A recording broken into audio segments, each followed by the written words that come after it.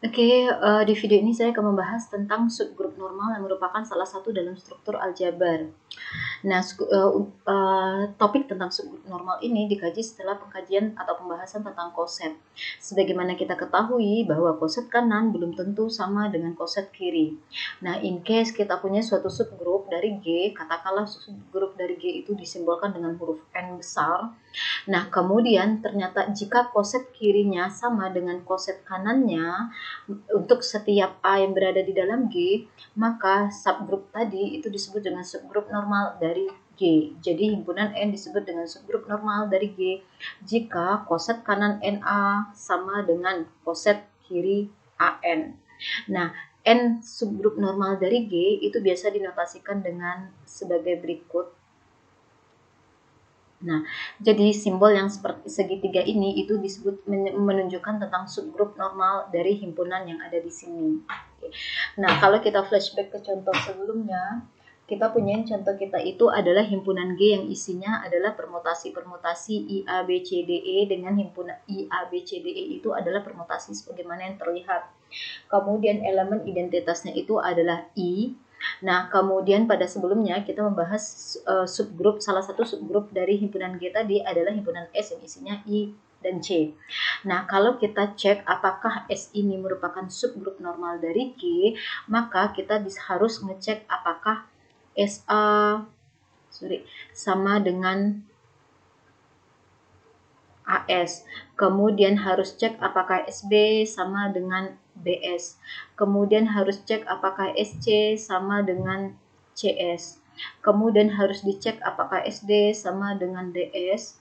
Harus dicek apakah SE sama dengan ES. Dan harus dicek apakah SI sama dengan IS. Jadi untuk masing-masing anggota ini.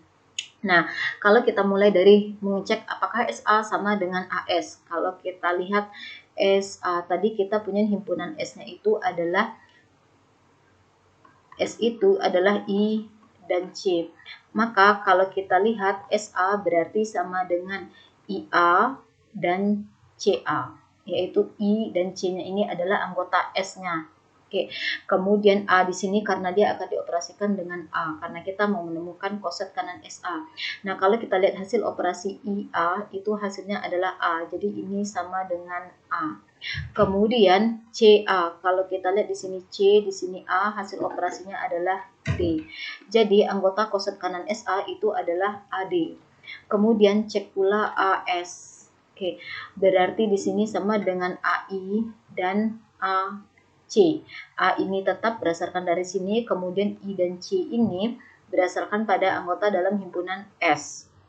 Nah, AI dan AC sama dengan kalau kita lihat A dioperasikan dengan I hasilnya adalah A, kemudian A dioperasikan dengan C itu hasilnya adalah E. Ini ya. Oke. Nah, ternyata himpunan SA ini tidak sama dengan AS, sehingga koset kanan SA itu berbeda dengan koset kiri AS. Karena sudah ketemu satu kasus yang berbeda, di mana kosetnya tidak sama, maka kita bisa langsung klaim bahwa himpunan S ini walaupun dia merupakan subgrup dari himpunan G, namun dia bukan subgrup normal. Karena ada hasil pengoperasian antara himpunan S dengan salah satu elemen yang ada di dalam G yang ternyata koset kanannya berbeda dengan koset kirinya. Nah, jadi maka di sini disampaikan bahwa S bukan subgrup normal. Nah, berikutnya kalau kita ambil suatu subgrup lainnya dari G, yaitu subgrup H. H ini sama dengan merupakan suatu himpunan yang isinya adalah IAB, di mana dia merupakan subgrup dari G. Bisa dicek sendiri bahwa himpunan H ini benar merupakan subgrup dari G. Masih terkait dengan pengoperasian yang ada di sini. Nah, kita akan identifikasi apakah himpunan H ini merupakan subgrup normal dari G. Maka yang perlu kita lakukan adalah cek apakah HI sama dengan IH, cek apakah HA sama dengan AH, apakah HB sama dengan BH, apakah HC sama dengan CH, HD sama dengan DH, dan HE sama dengan EH.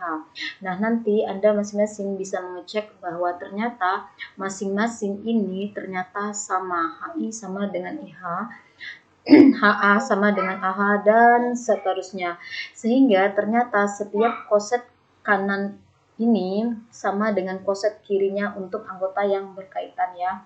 Nah, dengan demikian karena HX sama dengan XH untuk semua X elemen G, maka H merupakan subgrup normal. Jadi, yang H yang ini ternyata merupakan subgrup normal dari G atau disimbolkan dengan ini.